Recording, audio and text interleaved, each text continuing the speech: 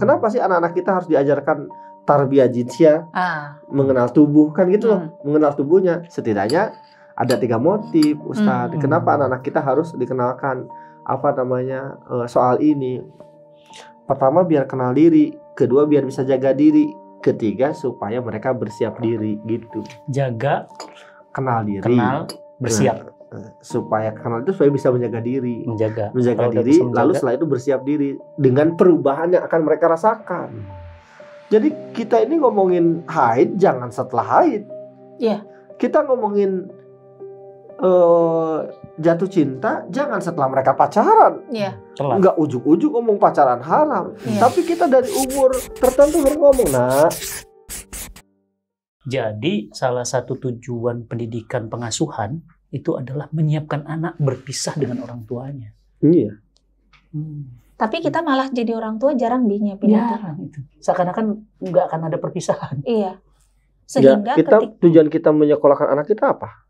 Nah sebenarnya itu bukan tujuan akhir. Tujuan akhirnya justru itu perpisahan. Kan itu ikhtiar kita mempersiapkan anak berpisah, menyekolahkan anak itu supaya siap intelektualnya, supaya siap fisiknya. Apa yang harus siapkan banyak? Ya fisik dan mentalnya. Kemampuan mereka untuk memiliki kemandirian finansial, kemandirian ekonomi. Tapi mentalnya lebih banyak lagi. Kemampuan mereka untuk memahami tujuan hidup di dunia, beribadah kepada Allah, kan gitu. Iya. Ya kan? Nabi Ibrahim kalau nggak salah, yang bukan takut anak-anaknya gimana, dia masih menyembah Allah nggak gitu. Ya, itu kan salah satu mempersiapkan setelah. Ya, mata budun bukan mata kulun. Iya. Apa yang kau sembah setelahku? Itu bukan apa yang kau makan setelahku. Karena itu saya tidak pernah khawatir anak-anak saya kekurangan makan. Yang kita khawatir mereka nyembah siapa setelah ini. Iya, nyembah siapa, implementasi dunia itu mereka masih jadi orang baik nggak gitu. Wa ma khalaqtul jinna wal insa illa liya'budun. Dan tidaklah kami menciptakan jin dan manusia melainkan untuk beribadah. Apa yang maksud ibadah? Sholat ibadah bukan? Iya. Sholat ibadah, zakat ibadah ya. Iya. Tapi saya mau tanya, tersenyum sama orang itu bagian dari ibadah bukan? Iya. Gitu. Kan gitu ya. Susah banget suruh senyum ya. Menyingkirkan duri di jalan itu bagian dari ibadah bukan? Itu bentuk ketaatan. Apapun yang berpotensi kebaikan adalah ibadah. Saya dari kecil bertanya soal ini. Apa yang dimaksud wa khalaqtul jinna wal insa illa liya'budun? Tidak banyak yang memuaskan. Jawaban saya karena dulu referensinya terbatas zaman kita ya. Allah nyuruh kita ibadah. Katanya Allah nggak butuh manusia. Kok minta disembah sih sama kita? Ternyata yang dimakna ibadah itu bukan hanya menyembah Allah. Allah menciptakan jin manusia melainkan beribadah, artinya melainkan untuk berbuat kebaikan. Dan itu kembali kepada dia lagi. Dan itu kepada dia lagi. Maka jika tersenyum sama orang aja ibadah, menyingkirkan duri di jalan adalah ibadah. Bagaimana kalau kita bermain sama anak dan membuat anak kita bondingnya bagus, attachment-nya bagus? Gimana kalau nraktir istri ke Jepang? Ibadah itu, Bang. Di roman trip. Iya. Itu ibadah, Bang. Iya. Cuma banyak yang nggak sadar itu nggak ibadah. Iya, sehingga sebagian orang begitu ikhlas, misalnya masukin kain slang, atau ngasih sedekah kepada orang lain, gitu ya. Tapi sedekah kepada anaknya sendiri atau ibunya sendiri bukan hanya sekedar kewajiban. Kalau dianggap kewajiban itu jadi beban. Tapi kalau itu misalnya saya bilang tadi, jika tersenyum sama orang aja ibadah, menyingkirkan dulu di jalan ibadah, gimana kalau bayar SPP anak? Kalau itu diniatkan ibadah, bayar SPP anak tuh bahagia. Ya Allah mampu bayar SPP itu di sekolah Islam, SD Islam apa namanya? Malu nunggak ya? SD Islam apa? Apa itu? Al-Jamaiyah. Oh, yang Al-Mahali. Ya Allah. SD Islam apa, guys? Al-Mahali. Saking mahalnya. Saya kan dari awal, karena saya 6 ya, dari awal sekolah sudah berani untuk menyekolahkan. Ya sebenarnya bukan karena mahalnya, cuman konsekuensi salah satunya adalah harganya tidak murah gitu kan. Dari awal menikah ketika anak pertama saya sudah berani di sekolah yang begitu. Padahal penghasilan saya tidak seberapa. Hebat ayahnya. Ya. Tapi saya 6 bilang, anak nih. ini niatnya kan sedekah sama anak. Allah mampukan itu. Dan memang Allah mampukan. Ada aja jalannya kan gitu. Jadi kalau niatnya sedekah bayar SPP itu Ustaz, itu bahagia banget. Setelah transfer tuh, alhamdulillah ya Allah, Engkau mampukan kami untuk bayar SPP, ibadah, sedekah untuk anak kami. Jadi ingat ya, ketika kita bayar SPP untuk anak, itu tuh kita tahu nggak? Bukan niatkan, bukan untuk nyumbang ke sekolah. Itu sedekah untuk anak. Dan sebaik-baik sedekah kepada orang terdekat. Iya, kan urutannya SOP-nya di Al-Quran itu kan, kalau kita mau berbuat baik, kerobain. Iya, karib dulu, kerabat dulu, baru keluar. Baru wal yatama, wal masakin, wal sabil, kan gitu loh. Udah kayak ustaz saya. Kan itu. Memang ustaz. Ya kan itu. Ya enggak? Jadi wa ma khalaqtul jinna wal insa liya'budun. Banyak yang bisa kita lakukan untuk di dunia ini untuk bisa beribadah. Nah, salah satu anak itu disiapkan mau menyembah Allah enggak? Dengan imannya yang kita siapkan, akidahnya siap, termasuk kemandirian mental, kemandirian tubuh ya. Kemandirian tubuh itu kan kemampuan mencari maisha, materi, penghasilan kan itu. Termasuk juga salah satu kemandirian tubuh adalah mereka harus paham bagaimana cara tubuh mereka digunakan untuk ibadah. Termasuk masalah seksualitas, mereka harus paham itu gitu. Mengenal tubuh. Mengenal tubuh. Kenapa sih anak-anak kita harus diajarkan tarbiyah jinsiyah? Mengenal tubuh kan gitu loh. Mengenal tubuhnya. Setidaknya ada 3 motif, Ustadz. Kenapa anak-anak kita harus dikenalkan soal ini?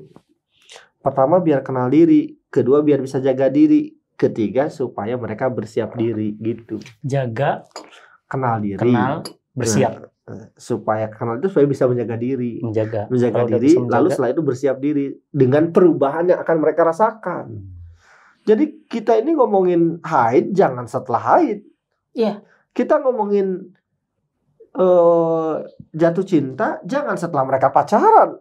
Enggak ujuk-ujuk ngomong pacaran haram. Tapi kita dari umur tertentu harus ngomong, nak, akan suatu hari nanti tubuh kamu akan berubah. Perubahan yang terjadi pada tubuhmu juga diiringi dengan perubahan pada pikiranmu. Anak perempuan ya, kamu ya nanti akan begini. Payudara kamu akan besar, pinggul kamu akan besar, kamu akan mengeluarkan darah haid. Darah haid itu apa? Kenapa terjadi darah haid? Anak laki-laki kamu akan kemaluan kamu akan tumbuh rambut-rambut di sekitar tulang pubis kamu, makanya disebut itulah tarbiyah jinsiyah. Iya, supaya mereka bersiap diri. Tapi ada orang tua ngajak nonton film porno bareng. Sebagai katanya itu kan inilah pendidikan sex seksual. education. Jadi begini loh, nak, pendidikan seksual itu ajak nonton bareng. Daripada motifnya biasanya adalah daripada sama temannya, lebih baik yang nonton gitu aja sama orang tua biar aman katanya. Gitu ya kalau gitu daripada kena narkoba sama temennya, udah narkoba aja sama orang tua. Gitu. Logikanya gak sesederhana itu gitu. Betul? Iya. Kan udah jelas, jaga pandangan baru jaga kemaluan. Ini malah diumbar pandangannya. Ya kan gitu. Apakah mengenalkan anak-anak kita fungsi tubuh, bagaimana tubuh digunakan, seksualitas harus dengan menonton orang hubungan seks? Bukan itu maksudnya gitu. Dan zaman sekarang mengenalkan ini penting. Zaman orang tua kita dulu, teman-teman, nggak penting mengejarkan ini. Bukan nggak penting sih ya, penting juga sih. Tapi nggak bahaya kalau nggak diajarkan. Kenapa coba? Karena informasi terbatas. Dari sejak kecil dulu kita pengen tahu nih sebetulnya ya bagaimana hubungan seks itu, inget gak? Cuman kalau orang tua nggak ngasih tahu, betul nggak? Mau cari kemana? Mau cari kemana zaman dulu? Yang lahir tahun 60-an, 70-an, 80-an, mau cari kemana? Yang ada cuma TVRI sama RRI. Apa 90-an? Teman-teman yang di sini, saya mau tanya, cari gambar porno zaman dulu susah nggak? Mereka mah gen alfa semua nih ya, Bah. Jawab, cari gambar dulu, zaman dulu susah nggak? Nontonnya bioskop, bacanya koran, kemana nyarinya? Berarti sempat nyari ya? Nah itu dia, terjebak dia. Foto yang jebakan gitu. Jadi misalnya, dan sekarang konteksnya lebih luas lagi. Jadi zaman dulu kita juga sering dengar kata namanya diperkosa, gitu kan? Iya. Betul nggak? Iya. Ya, tetapi sekarang kan jauh lebih luas lagi. Ya. Kita lebih banyak lagi terpapar anak-anak kita sodomi, diperkosa, coli, ngocok, macam-macam gitu. Maaf ya. Iya. Tapi kalau orang tua nggak tahu, gimana? Beda zaman. Coba kalau ditanya sama Didik anak, anak Mas sesuai di sodomi zaman. itu diapain? Iya. Kalau orang tua tahu gimana? Iya. Lalu orang tua, astagfirullahaladzim, kamu tahu dari mana? Udah nggak perlu tahu kayak gitu. Oke, kita bilang nggak perlu tahu dari. Bagaimana kalau anak kita cari sendiri? Lebih parah. Apa? Atau lagi pertanyaan lebih susah. Mama, hubungan seks itu apa? Dan bagaimana rasanya? Misalnya anak kita nanya gitu. Dan kita nggak tahu, celaka. Anak kita nyari sendiri. Ustaz. Coba. Kan sebagian kita bingung gitu. Itulah pentingnya anak kita diajarin. Kenapa diajarin? Karena bersumber dari orang tua yang dipercaya. Orang tua dan semua orang tua tidak ingin mencelakakan anaknya. Kan gitu. Jadi orang tua harus siap dengan pertanyaan ini. Kalaupun anak kita nggak nanya, seharusnya juga dibahas gitu. Zaman dulu orang tua kita cukup ngomong, mau kamu tuh ya dulu keluarnya dikirimkan dari langit atau ada di depan pintu. Di bawah karpet. Karpet kan gitu. Atau mama kenapa nggak sholat? Mama udah sholat kok di kamar padahal haid. Kan bosan. Tapi justru ketika haid itu momen yang bagus untuk menceritakan sama anak. Kenapa mama haid? Mama itu punya telur. Namanya ovum. Telur itu kalau kamu lihat ayam buat apa itu? Isinya apa? Gitu. Itu supaya ada keturunan. Mama punya telur itu harus dibuahi. Ya, oleh siapa? Oleh sperma ayah. Gitu. Jika telur ini tidak dibuahi, nggak ketemu sperma, telur itu akan membusuk. Nah, dan harus dikeluarkan dengan tubuh. Nah, yang membusuk itu namanya haid. Gitu. Masuk. Ya, keluarnya lewat mana, Ma? Lewat kemaluan, namanya vagina, misalnya gitu. Nyebut vagina, penis buat anak-anak yang belum balik dan seharusnya sebelum balik mengajarkan ini. Itu aman. Kenapa aman coba? Ya, karena anak-anak kita belum terkombinasi, belum punya hormon, belum terkontaminasi dan belum punya hormon. Belum ada maklumat juga. Belum ada maklumat. Jadi nggak ada yang namanya ngeres tuh anak-anak. Jadi kita duluan yang ngisi ya. Iya, ketika ketemu misalnya kata-kata yang tadi vagina, penis, bagi mereka seperti hidung, telinga gitu. Sajat kayaknya bisa. Seperti hidung, telinga gitu. Bahkan anak saya waktu umur 3 tahun, tau nggak ngomong apa? Ketika saya bilang kemaluan laki-laki namanya penis, kemaluan perempuan namanya vagina. Nah, ngomong ini hanya dibicarakan dengan orang tua. Kalau di luar ngomongnya kemaluan laki-laki, kemaluan perempuan gitu. Jadi ada prinsipnya mengajarkan ini. Jadi seksualitas itu harus tetap dianggap tabu, saya setuju. Tapi bukan berarti tidak tahu. Itu prinsip pertamanya. Harus pegang. Apa tadi? Tabu, tapi tidak berarti tidak boleh tahu. Karena ini alami keingintahuan ini gitu. Mengenal diri, mengenal Allah, kan gitu loh. Nah, tabu itu artinya apa? Tabu itu tidak boleh dibicarakan, dibahas oleh sembarang orang atau dengan orang yang nggak jelas gitu. Dengan orang yang tidak dipercaya. Tabu ini artinya kita hanya bicara ini dengan orang-orang terdekat kita yang kita percaya gitu loh. Namanya maksudnya tabu. Jadi makanya ngomong kemaluan kalau ke orang, tapi kalau ke ayah ibu ketika dibahas bareng-bareng, yang laki-laki namanya penis, yang perempuan namanya vagina. Tahu nggak ketika anak saya ngomong? Ketika saya dengar saya ngomong vagina, anak saya masih ingat nomor 3, kakak Syarifah, waktu dia umur sekitar 4 atau 5 tahun. Sekarang anaknya usia 17 tahun ya.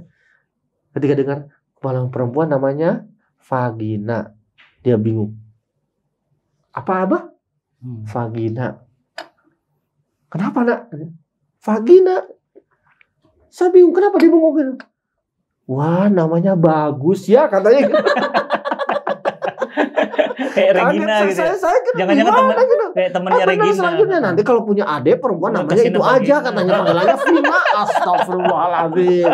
Gitu kan?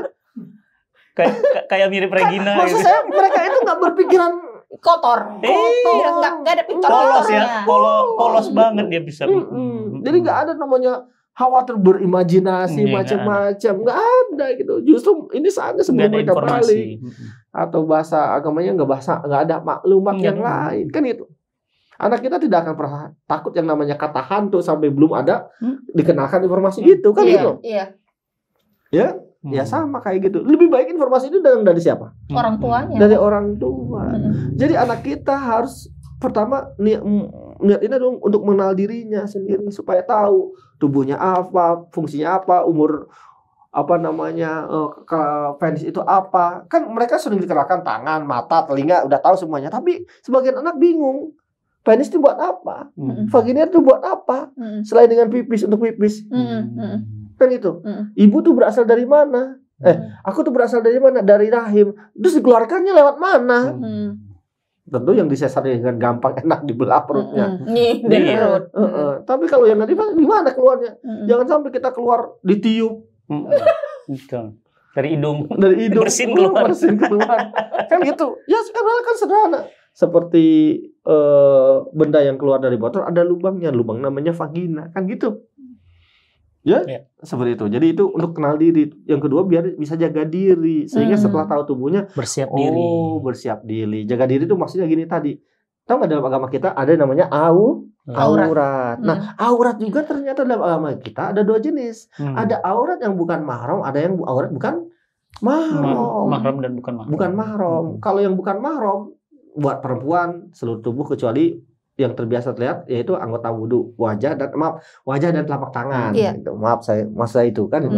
Laki-laki baina surah warukbah. Ulama sepakat itu dari lutut sampai pusar. Kan gitu. Tetapi untuk mahram pun ada. Ya ibu boleh nggak misalnya terlihat bugil di depan anak laki-laki? Nggak boleh. Ayah boleh boleh nggak pakai cawat kolor gitu sempak aduh di depan anak laki-laki dan perempuan. Anak laki-laki pun nggak boleh. Walaupun anak sendiri. Walaupun anak sendiri. Nah ini kita harus pahami. Yang bebas itu suami istri, tapi sama ayah kandung, adik kandung ada batasan. Apalagi buat orang. Dan ini buat keselamatan kita. Insya Allah. Ya kan? Jadi nggak boleh tuh ibu-ibu mentang-mentang anaknya baik gitu kan, padahal mereka masih udah remaja, hormon seksualnya udah berkembang gitu ya.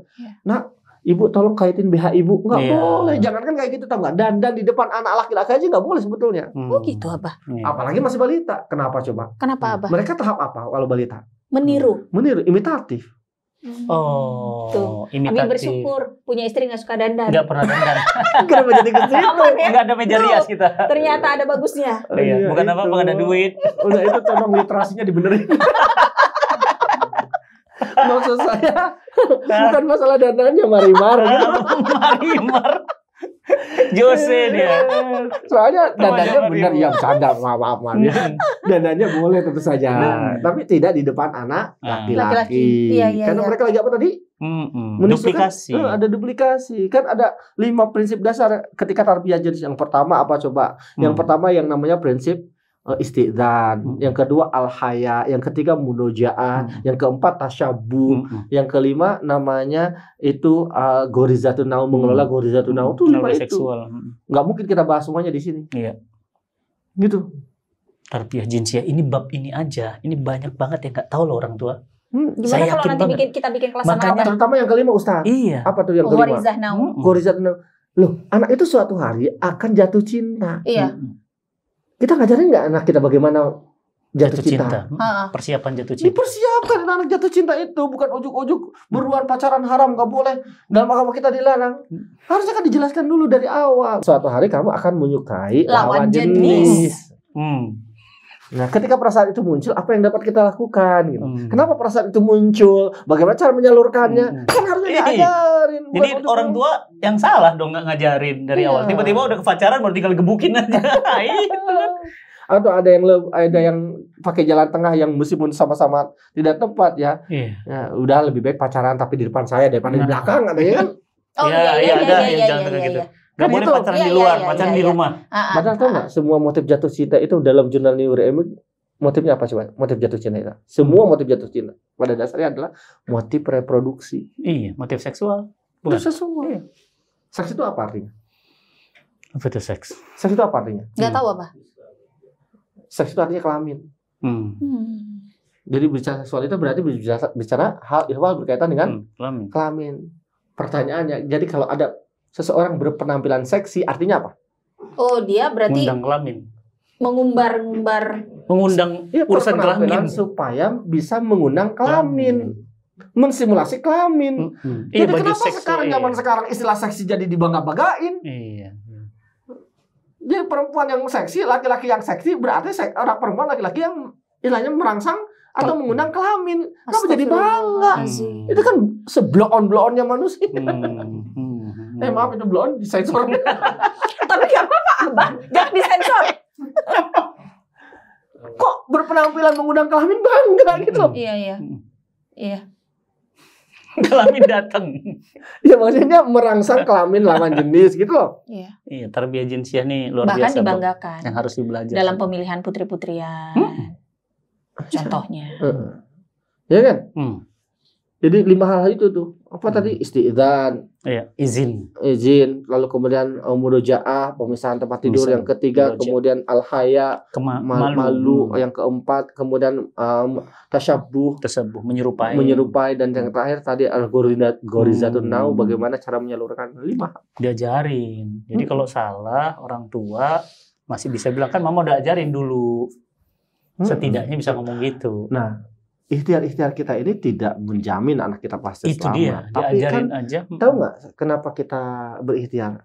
Memperingan, pertama memperbesar peluang untuk selamat. Oke? Yang kedua apa coba? Ya, meringankan hisab kita di akhirat. Berat. Gitu. Makanya kadang-kadang berpikir ya wajar Allah nggak ngasih anak kepada seseorang ya. Karena kemahatauannya Allah. Bahwa orang ini belum memiliki kemampuan. Bisa jadi diselamatkan. Diselamatkan. Bisa jadi. Tentu Allah yang maha tahu. Allah yang maha. Tentu keinginan manusia seperti itu ya. Kan Allah bilang di dalam Al-Quran surah Al-Baqarah 216. Am hasibtum Antartul jannah. 216. Kutiba alaikumul qital wa huwa wasa ang takrahu wa huwa syarulakum dan dan wallahu ya'lam wa antum la ta'lamun. Ya Allah yang maha tahu. Kamu nggak tahu apa-apa. Jadi ini pembahasannya dahsyat banget. Kita balik lagi ke pesantren. Sekarang itu sejak kasus Sudirman, orang tua takut masukin anak ke pesantren. Iya.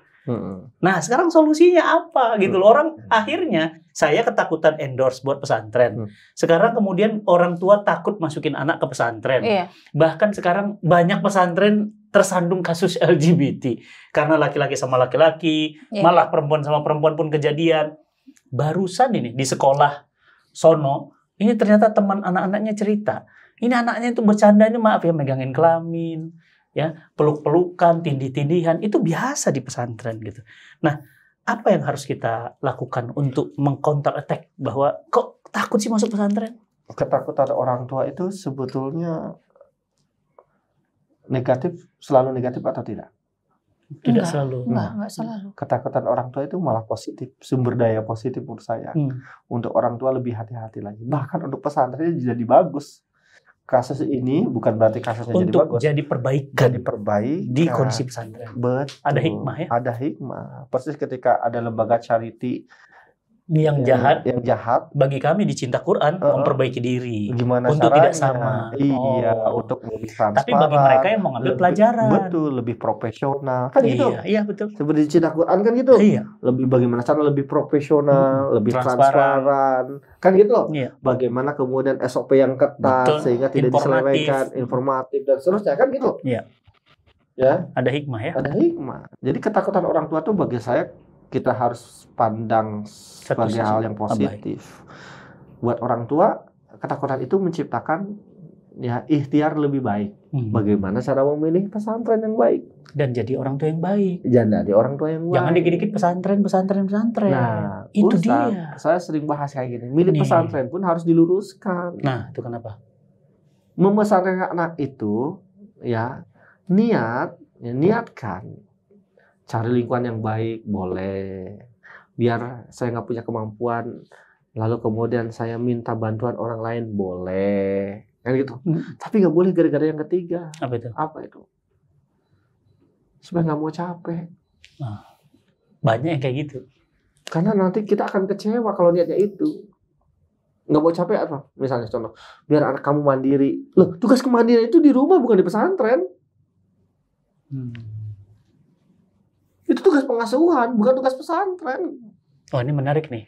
Itu tugas pengasuhan. Betul. Kemandirian. Kemandirian kan mempersiapkan anak berpisah. Padahal ngirim anak ke pesantren supaya mandiri. Iya kan, misalnya anak saya itu kecanduan gadget. Nah, itu Mi. Makanya saya kirim ke pesantren. Ini Kan harusnya dibenerin dulu di rumahnya gadgetnya gimana. Ada mindset Ngubah yang mindset nih. Akibatnya apa coba kalau niatnya kayak gitu? Anak tadi misalnya contoh, anak saya di rumah tuh kecanduan gadget. Supaya enggak, saya Kirim fokusnya pesantren. Pertanyaannya, lihat akhirnya setelah mereka libur 1 bulan ketika tahun ajaran baru. Oh, lebih maruk dia. Apa ya? Mereka kembali lagi jadi petugas SPBU. Apa SPBU? Mulai dari nol ya, gitu. Mulai dari nol. Gara-gara orang tua nggak siap, akhirnya sebagian anak ada nggak yang gara-gara, "Ma, aku tuh di pesantren, di boarding udah banyak aturan, udah ketat, nggak ada hiburan." Masa di sini aku nggak? Liburan 1 minggu dari pagi sampai malam, HP terus, main game terus. Saya pernah ngisi di sebuah sekolah boarding, Ustaz. Sedih banget, ya Allah, kan anaknya diikutkan tuh, ceritanya ada sedikit penampilan anak SMA. Ketemu tuh orang tuanya dipertemukan. Hampir semua anaknya nanyain, "Mana? Mama, HP, mana? Mama?" Kirain itu baru ketemu orang tua karena anaknya boarding, kangen sama mama gitu. Kangen sama ayah gitu. Itu pada nanyain HP dan sibuk gini deket ayah ibunya. Gimana ceritanya, ya Allah? Maka niatnya harus diluruskan, please. Nggak boleh hanya gara-gara kita nggak mau capek, nggak boleh. Luruskan niat, masukin anak pesantren. Ya. Gitu. Kalau nasihat Abah dulu ke saya, mendingan capek sekarang apa capek nanti? Ya, pilih mana? Ya. Kalau pilihnya nggak capek gimana, Bah? Ya nggak usah punya. Ya. Ada konsekuensinya suatu hari. Pasti ada. Pasti ada. Dia nggak mau capek katanya. Iya. Ya idealnya itu dia tidak seharusnya tidak pantas punya anak. Tapi kalau kenyataannya setelah punya anak nggak mau capek gimana? Ada konsekuensinya suatu hari. Pasti di momen-momen tertentu, di titik tertentu kita akan dibuat capek. Itu kan pilihan aja kan? Cuma soal waktu. Soal waktu. Gitu. Masalahnya kalau capek sekarang, nantinya kita lebih tenang. Tapi kalau capeknya nanti, bisa jadi itu udah terlambat. Ya kan, Bi? Tapi berapa banyak orang tua yang capek hari ini dan capek juga nanti? Ada juga. Ada juga. Iya. Capek sepanjang tuanya. Didik anak segala macam sampai di akhir. Capek juga nih yang lihat anak-anaknya. Masalahnya capeknya pakai ilmu enggak? Ini logika seperti orang yang nimba air, ingat? Kayak orang ada capek nggak penting gitu. Ada capek nggak perlu gitu. Capek sama kalau orang berenang dengan orang yang berenang punya ilmu itu enak itu. Nah itu dia maksudnya. Kalau orang yang nggak punya ilmu kan gerpak. Benar kan juga cerita yang orang karena nggak punya ilmu ngangkut air pakai ember, terus itu ngangkut air pakai ember dengan yang orang yang bikin selang. Ya. Yang ngangkut ember itu kan terus aja bertahun-tahun gitu hidupnya. Iya, itu kan capek blunder gitu. Sama capek orang anak misalnya ngawasin anak kemana-mana helikopter parenting gitu. Sampai ada yang pernah ngadu sama saya, anaknya udah kuliah aja dilacak tiap hari ditelepon, itu kan capek blunder karena dari kecil diantar capek hati sendiri dia. Ya, capek hati sendiri itu. Capeknya bukan begitu maksud saya gitu. Sampai pilihan baju, Bah. Baju aja dipilihin semua sampai gede ada. Nah, itu capek. Itu orang tuanya capek ya. Capeknya tepat apa tidak? Itu dia.